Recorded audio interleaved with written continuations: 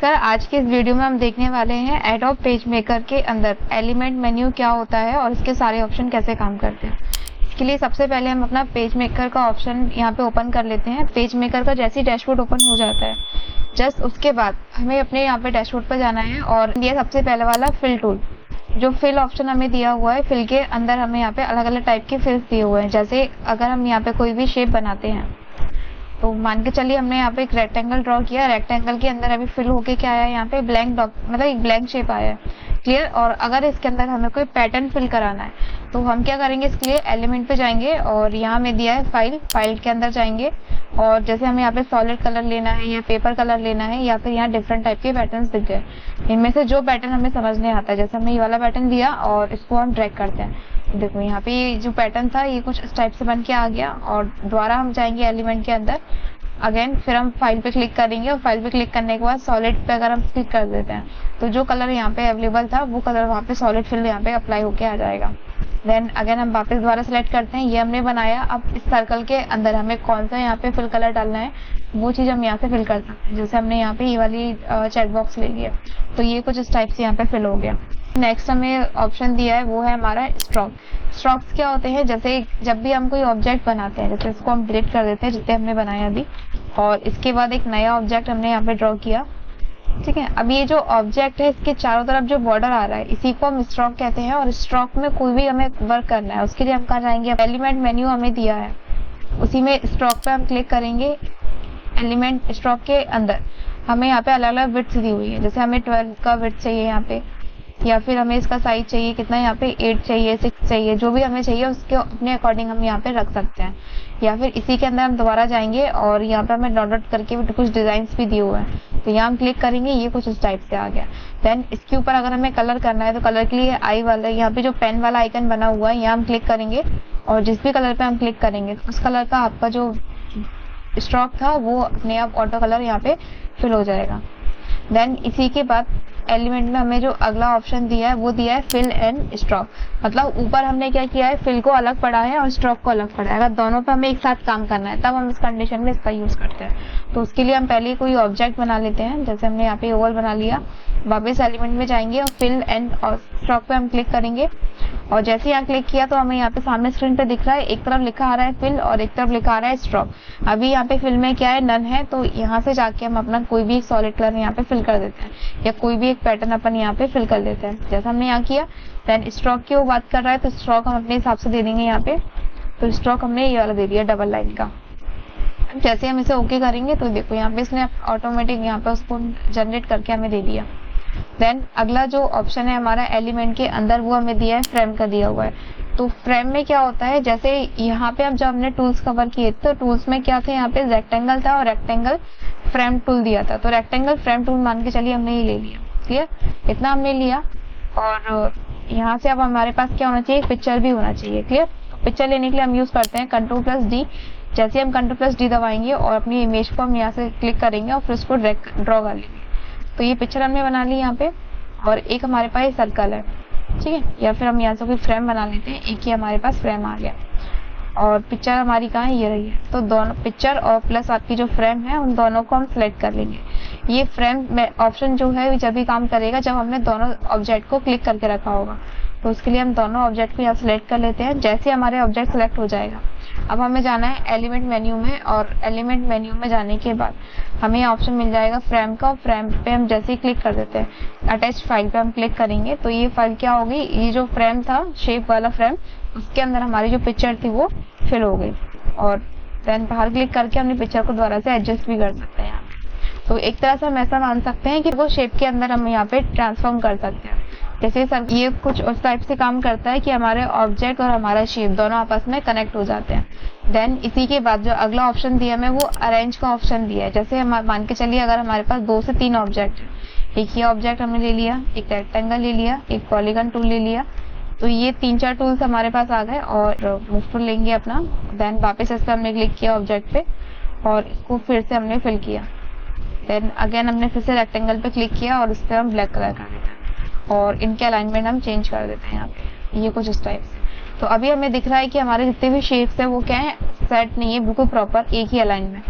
अगर हमारे पेज पे जितना भी डॉक्यूमेंट है सबको अगर हमें अलाइन करना है, तब हम कहाँ जाएंगे, अपना एलिमेंट सेक्शन के अंदर, एलिमेंट मेन्यू के अंदर जाने के बाद हमें यहाँ मिल जाएगा अलाइन ऑब्जेक्ट का ऑप्शन। अलाइन ऑब्जेक्ट पे जैसे हम क्लिक करते हैं देन ये कैसा हमें अलाइन करना है, टॉप से करना है, बॉटम से करना है, जो भी करना है अपन अपने हिसाब से यहाँ पे इसको ले सकते हैं। जैसे हम इसको ओके कर देंगे तो ये एक ही लाइन में क्या हो गया, ये ऑटोमेटिक अरेंज हो गया। इसके लिए हम काम करते हैं यहाँ पे कौन से टूल का, एलिमेंट में जाके अलाइन ऑब्जेक्ट का, और हमारा एक और रह गया यहाँ पे अरेंज। अरेंज कैसे काम करेगा, जैसे मान के चलिए ये हमने ले लिया, ठीक है, इसको भी हम यहाँ रख देते हैं। अब देखो यहाँ पे क्या है, हमारी जो पिक्चर है ये क्या है, हमारे शेप के पीछे दी हुई है। अगर हमें इमेज को ऊपर लेके आना है और जो पॉलीगन टूल था हमारा ये हमें बैक में ले जाना है, पीछे ले जाना है, तो उसके लिए इसमें हमें क्या करना पड़ता है, हमें फ्रंट और बैक करना पड़ेगा। तब हम एलिमेंट में जाएंगे और यहाँ हमें दिया हुआ है ऑप्शन अरेंज का, अरेंज पे जाके दिया हमें सेंड टू बैकवर्ड का। सेंड टू बैक या सेंड टू बैकवर्ड हम करते हैं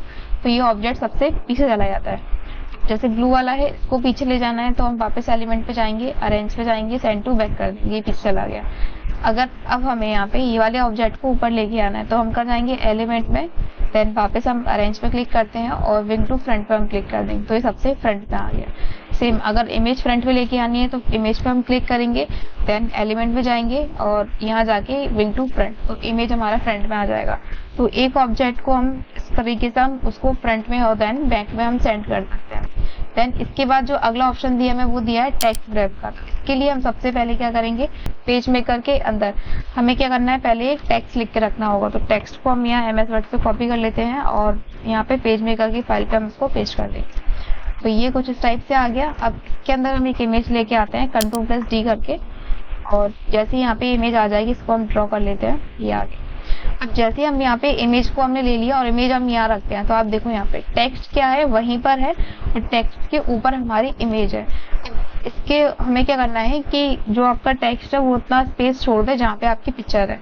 तो उस कंडीशन में हम क्या करेंगे, एलिमेंट पे जाएंगे और टेक्स्ट रैप पे हम क्लिक कर देंगे और किसके अकॉर्डिंग हमें इसको रैप कराना है तो वो पोजीशन हम यहाँ से फिक्स करते हैं। देखो यहाँ जैसे हम जहाँ पे भी टेक्स्ट पे क्लिक करेंगे या पिक्चर पे क्लिक करेंगे तो पिक्चर जहाँ पे हम रखेंगे तो उतने एरिया को टेक्स्ट क्या करेगा, ऑटो यहाँ पे सेट कर देगा। इसको हमने यहाँ रखा, ये कुछ ऑटो फिल हो गया इस टाइप से। देन इसी के बाद हमें जो अगला ऑप्शन दिया है एलिमेंट में वो दिया है हमें ग्रुप करने का।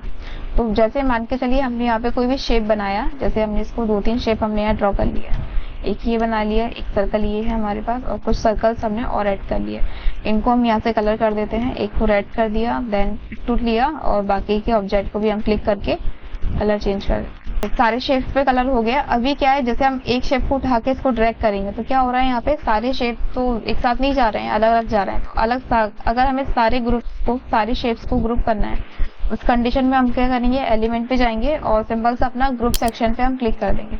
जैसे हम ग्रुप पे क्लिक करेंगे तो अब हम इसको ड्रैग करते हैं तो ये एक साथ यहाँ पे सारे शेप्स क्या होंगे, मूव होने लगेंगे, ठीक है। और अगर हमें इसको वापस से अनग्रुप करना है तो वापस हम यहाँ जाएंगे एलिमेंट के अंदर और हमें ऑप्शन दिया है यहाँ पे अनग्रुप करने का। जैसे हम अनग्रुप पे क्लिक कर देते हैं और देन एक बार हम बाहर क्लिक करेंगे वर्किंग एरिया में तो आप देख सकते हैं यहाँ पे क्या हुआ कि हमारी जो पिक्चर थी या जो शेप था वो क्या था, अनग्रुप हो गया। अब एक एक करके यहाँ पे ये मूव होगा। देन वापस अगर हमें ग्रुप करना है तो सिलेक्ट करेंगे, सिलेक्ट करने के बाद ग्रुप पे क्लिक कर देंगे तो ये ग्रुप हो जाएगा।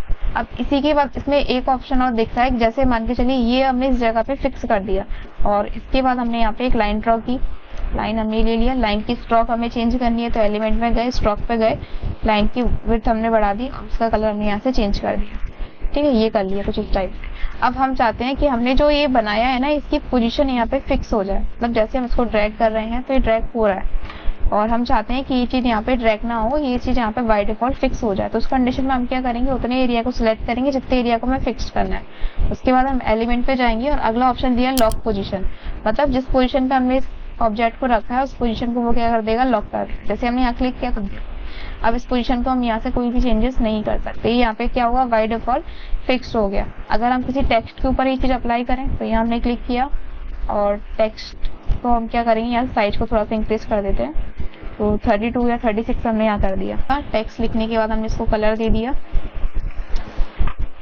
अब ये जो टेक्स्ट है इसको भी हम क्या करते हैं, यहाँ पे मूव टूल लेते हैं, मतलब पिक टूल अपना लेते हैं और जैसे ड्रैग करेंगे तो ये चेंज हो रहा है और हम चाहते हैं कि ये चीज यहाँ पे चेंज ना हो। तो हम वापस जाएंगे एलिमेंट के अंदर, और इसको लॉक पोजीशन कर देंगे। देन अब हम इसको चेंज करके देखते हैं, तो ये अब कोई भी ऑब्जेक्ट यहाँ पे चेंज नहीं हो रहा है, क्योंकि दोनों की पोजीशन क्या हो गई है, फिक्स हो गई है। अगर अभी हमें इसको पोजीशन को दोबारा से नॉर्मल करना है, तो उस कंडीशन में हम क्या करेंगे, एलिमेंट में जाएंगे और यहाँ आने के बाद हम इसको अनलॉक कर देंगे। जैसे अनलॉक करेंगे तो हम देख सकते हैं यहाँ पे वापस से अब ये मूव होने लगा आपका ऑब्जेक्ट। तो ये काफी बेहतर ऑप्शन है हमारे एलिमेंट के अंदर कि हम अपनी पोजीशन को यहाँ पे लॉक भी कर सकते हैं और अनलॉक भी कर सकते हैं। देन इसी के बाद हमें अगला जो ऑप्शन दिख रहा है एलिमेंट के अंदर, वो दिया हमें मास्क करने का ऑप्शन दिया हुआ है। तो इसमें क्या होगा, जैसे कोई हम इमेज ले लेते हैं पहले Ctrl+D करके, और एक इमेज हमने यहाँ पे ओपन कर लिया, ये कुछ इस टाइप से ये आ गया, और इसके अंदर हम कोई सर्कल ले लेते हैं। सर्कल मान लिया हमने इतना बना लिया, क्लियर, ये हमने किया। अब हम इसको वापस से सिलेक्ट करते हैं, पूरा हमने सिलेक्ट किया। सिलेक्ट करने के बाद अब हम वापस एलिमेंट में जाएंगे और मास्क पे हम क्लिक कर देंगे, तो ये आ गया कुछ। मतलब इसमें क्या हुआ, जैसे फोटोशॉप के अंदर हम करते हैं ना, किसी भी सर्कल के अंदर या किसी भी शेप के अंदर पिक्चर को डाल देते हैं, तो सेम वही ऑप्शन यहाँ पे दिया हुआ है।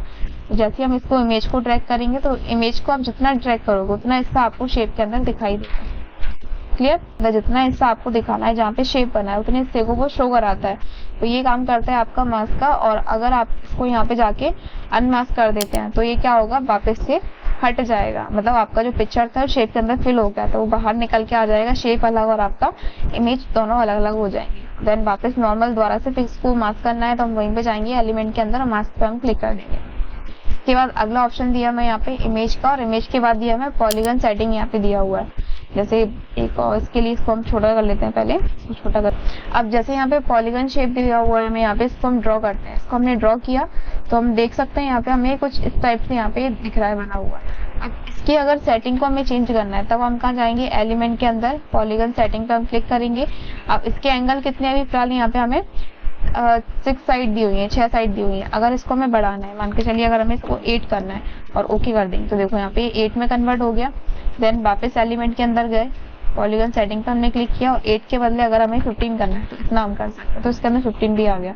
अगर कम भी करना है तो वापस हम जाएंगे सी के अंदर और इसको हम कर देते हैं, मान के चलिए हम इसको 3 कर देते हैं। 3 जैसे हमने किया तो ये कुछ ट्रायंगल में कन्वर्ट हो गया। वापस इसी के अंदर जाएंगे एलिमेंट के अंदर, पॉलीगन सेटिंग, और भी कोई चेंजेस करने हैं तो यहाँ अपने हिसाब से अपन इसको देख सकते हैं। तो ये पूरी सेटिंग को यहाँ पे क्या कर देगा, अपने हिसाब से वो चेंज कर देता है। तो हमने लिया, ये आ गया कुछ टाइप। देन कलर वगैरह करना है, इसके आउटर साइड में भी कलर करना है, यहाँ से हट गया। लाइन पर हमें कलर देना है, तो केवल लाइन पर हम क्लिक कर सकते हैं।